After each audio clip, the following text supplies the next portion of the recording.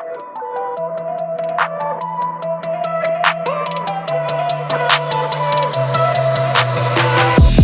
up, guys? This is Moose from Soul Status coming at you with another vid. Today we have something very special.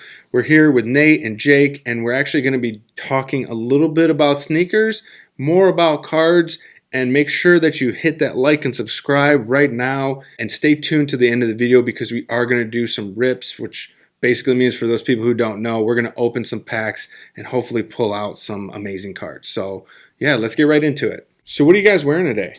I got a Packers Carhartt just snapback, and then I got a Midwest Kids hoodie and some Calcite Glow 380s. Nice. I got a $2 thrifted Goodwill jacket, my brand Worth the Risk t-shirt, some General Public pants, and some Dunks. Okay, so you guys are into sneakers a little bit, it seems like. And it looks like you're wearing your brand today, your tee. Yes, sir. Shout out Worth the Risk. Thank you, sir. You guys are both into sneakers and clothing and style. What do you guys think about like the new resurgence of sports cards becoming popular, and it's kind of blowing up pretty quick? I love it. I mean, I'm not like super huge into cards, but I am huge into sports. So, I mean, it's cool to me. I'm really new to it too. So it's not something like I've even tried to do other than like being a little kid and opening stuff like that. But it is really cool, and it's really interesting to see which cards are worth money and like whether I would have thought that they'd be worth money or not. Yeah, so I actually got into cards probably a month or two back, but I'm not surprised at all with the resurgence. It's been just plenty of celebrities, big sports names that are just putting money into cards. I mean, recently there was a Mickey Mantle rookie PSA 9 that went for 5.2 mil. The guy invested that into. Yeah. Real money, real people, real cards. I'm not surprised, and it's really hype. That's outrageous. Mm-hmm. So Nate, I know you were a little bit skeptical, but after opening those cards on one of our last videos, it seemed like you kind of got the bug a little bit. Tell us about that. Yeah. Basically, they just told me, like, hey, let's open these cards. And I was like, all right, whatever, I'll do it. So I just opened them, looked through all of them. And, like, the cards that I would have thought that would, like, be worth money really probably weren't. And then some of them ended up being. But one thing I didn't know that, like, there's different, like, colors and, like, some of them are holographic, stuff like that. And that makes them worth more money, which I didn't know. But it is really cool, and like you said, I got the bug a little bit. You guys kind of got me hooked. I haven't been spending too much money on them, but I have a feeling after doing it all the time with you guys, I might. Yeah, definitely. So let's talk a little bit about the cards that you pulled. We have them sitting here, sort of the values of those cards. I know that we opened 3 cellos that cost the shop about $100 for all 3 packs, let's say. And yeah, talk about these cards here, and what do you think? All right, so I pulled a Ja Morant. I opened it, and I was just like, this is green to blue, right? It's like holographic. And I opened it. Is it just green? Yeah. I was just like, oh, cool, Ja Morant card. I just thought, this could be, worth some money. But I didn't know. So they have this priced at $130. I didn't know it would be anywhere near that. I didn't even think that was possible. Like, I know he's good, and he's going to be huge in the NBA, but I wouldn't have guessed that. And then Tua Green Prism. Yeah. Okay. So this card too, pulled this. He didn't even start like this season as a starting quarterback, but so I was like, maybe it could be worth some money. Nothing crazy. The green was cool, but it's a Dolphins card, so I figured, maybe it's just because it's the Dolphins. So that's at $130 too, same as the Ja Morant. Then the last one is a Justin Herbert, quarterback for the Los Angeles Chargers. This is at $132. I also opened this, and I was kind of like, okay, I know he's going to be good, so this should probably be worth some money too. Yeah. Again, I would have never guessed $130 for a card. To me, that's just outrageous because, like, if you're going to spend $35, and in my short experience opening them, in 3 packs, I got 3 cards that are worth $130. So to me, it seems like it would be worth your money, and you're basically getting 6 times your money back. But yeah, I didn't realize it was that expensive. What's really interesting is before we actually opened the packs, we offered you the opportunity to be able to purchase these packs, and then you'd be able to own whatever was in them. But because you were skeptical and you had no idea what the cards in these packs were worth, you went ahead and passed, which we're actually happy about, obviously. But you were kind of sick afterwards once you realized what you pulled and what it was worth. And granted, like if you got these cards graded and they were let's say a PSA 10, which a lot of you probably don't know what that is, but we'll talk a little bit about that here in a minute. They could be worth multiples of what they're worth as raw cards. Yeah. So Jake, you know more about like the investment side of cards and pricing and that kind of thing. Why don't you tell us, like, for the people who are new to cards, what are things that you're looking for when you're opening a new pack? So yeah, you're really just looking to find the rookie from that class. There's normally a lot, but in the football market, it's quarterbacks mainly that drive the prices. Like Nate said, Tua wasn't starting at the beginning of the year, but at the beginning of the football season, if you started pulling those cards, it's at 130, but earlier in the season when they were still playing, Tua was playing, a couple of games he was going off, that card was probably 200. Really? But yeah, it's gone down a little bit just because they're out of the playoffs now, or they've never actually made it to the playoffs, but they were out of the season. Mm-hmm. But you definitely want to look for the color, so I'll show this. So this is a base, if you can't see. We have a base Tua actually in the case back there, but this is the base card. And then if you pull a green or any other color, that's going to be worth a lot more. So if we pulled a green Herbert, or there's pink, cracked ice, there's so many of them, but that's just double, if not triple your money right there. So let me ask you this. What card, what color is the most expensive? Like selling wise? A silver, normally. Silver. This isn't silver. That's not. So the silver just looks the same as the base, but it's got more of like a rainbow wave through it. More like holographic? Yeah. So if that was a silver, we'd be talking $1,000 raw. Easy. Yeah. Wow. Okay. Interesting. Now, just out of curiosity, how much would a silver cost if you were to have a graded PSA 10?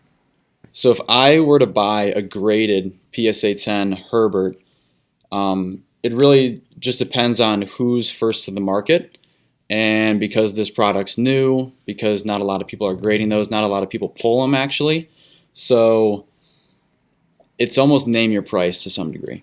Really? Within reason, but that could be $3,000-$4,000 if you wanted it to. Wow. And people are paying that money because Herbert's that guy.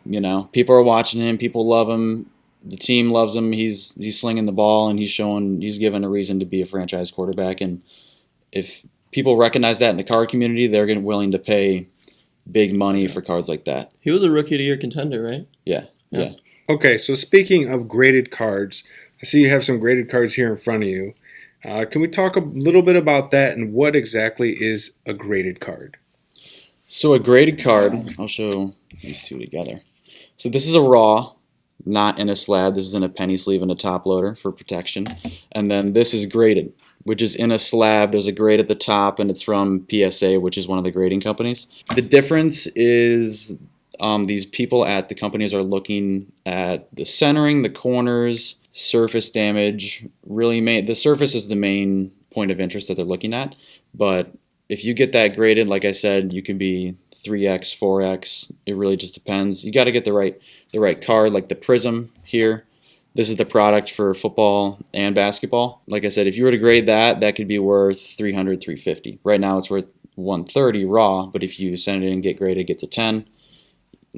2-3x your money easy. So if they don't know, how much is it to grade a card? It depends. So right now, not a lot of people know this, but PSA has backed up 5 million cards, and it's not like robots or machines going through them. It's real people sitting down with magnifying glasses and all types of stuff, and they're sitting down doing 5 million cards that are sitting on a truck, but then they have more cards coming in that are just piling up. And with more interest in the hobby, it's really just growing and growing. So recently they were bought out by an investment company, but they're going to start raising their prices to grade cards. So for a 20-day, I think it's on average like $25 to $30. It really depends because there's a membership for PSA. They stopped selling the memberships for PSA, so you have to find people on Instagram, certain groups. I'm in a great group that there's a guy that has a membership for PSA, and I can send my cards to him. But if you don't have a membership, you got to go on Instagram. You got to, do the footwork to kind of get your cards graded, pay for them. But it's also when you're looking for raw, when you're looking at raw on eBay or in here, you have to do your own work and look at the centering, look at how clean the card is, if you want to get it cleaned, all that. Because that really, you have to almost grade the card yourself before you send it in to get graded because you want to know it's worth spending the money on it. Right. So you can 2-3 extra money. Right. So you're really spending $30 to get something, basically, to get it graded, plus the 20 maybe in a pack. You get a card like that, you're spending $50 to make 80, basically. If you get a base card like this. So yeah, that's just on one card. Yeah, there's so much opportunity, and the margins in cards are crazy. I love shoes. I'm still in shoes. I've got some holds right now, but like you said about Nate, I was skeptical at first, but the money and the margins are crazy, and the more and more people know about it, the more it's going to grow.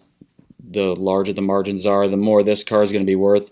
Say in 2 years, whoever the next top quarterback is, maybe a year from now, we're pulling out Trevor Lawrence for the Jets or the Jags.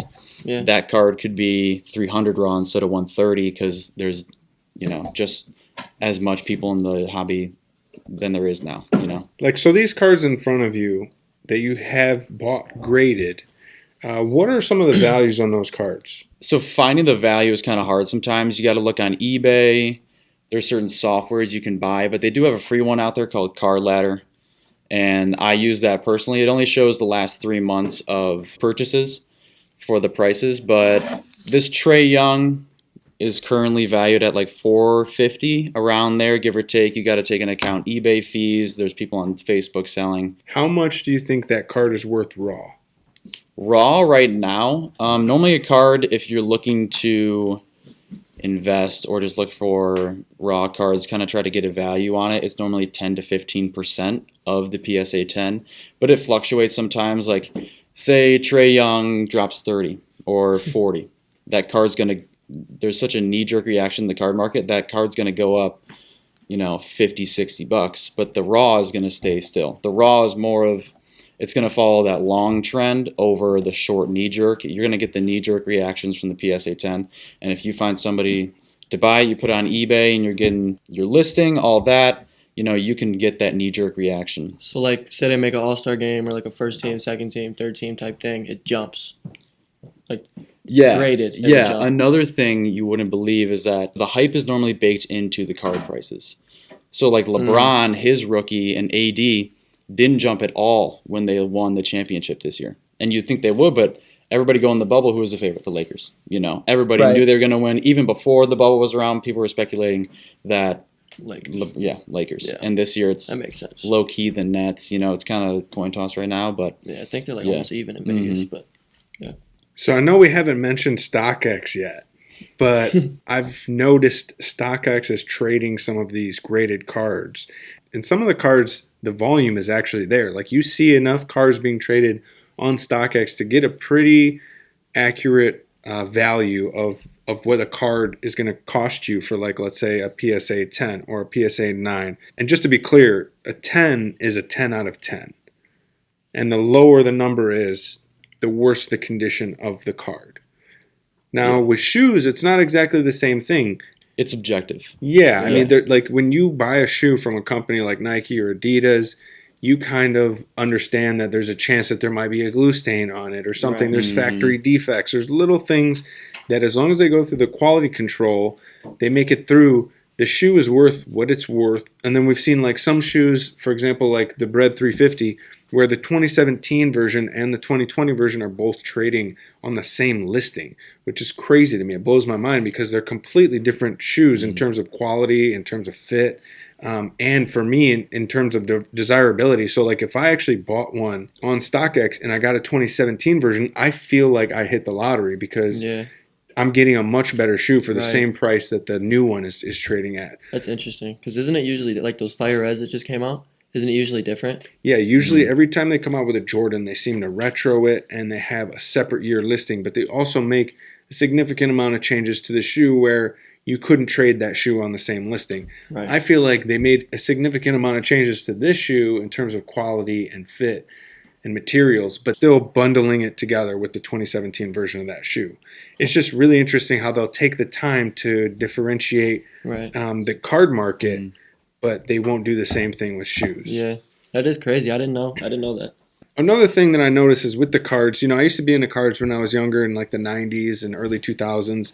And some of the cards that I really got excited about were like the autographs, the jersey cards, like the numbered cards. tell us a little bit more about that and what to look for. Yeah, so if you're looking for numbered, there's numbered even in the Prism sets, and those definitely go for more money.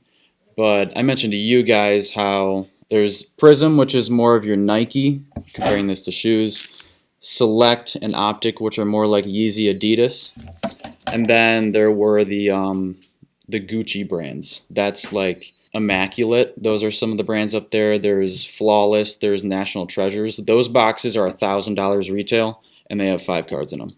And you think, why would I ever want to pay $1,000 for 5 cards? So that's like the Lambo.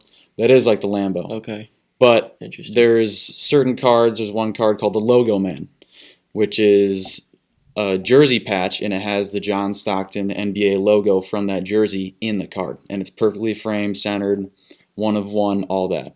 And a lot of people are looking for the Zion right now. I don't know if it's pulled yet, but people are talking crazy money. Even just raw, that card is worth, it almost doesn't even have a value. It's 1 of 1, you know. But when you get into those numbers and, like I said, the Gucci brands, that's more of the investing side.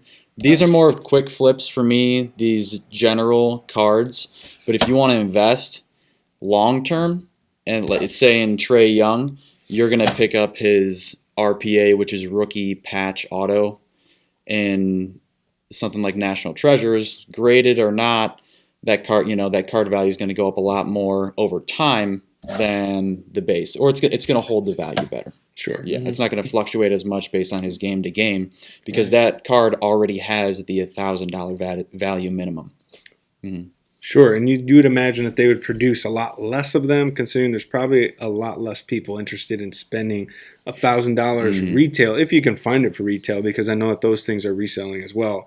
Than, for example, the boxes and packs that you'll pick up at a Walmart or a Target. All right, so talking about these cards has got me kind of excited. Why don't we go ahead and just do some rips? Yeah, I'm down. All right, let's do it. Let's do it.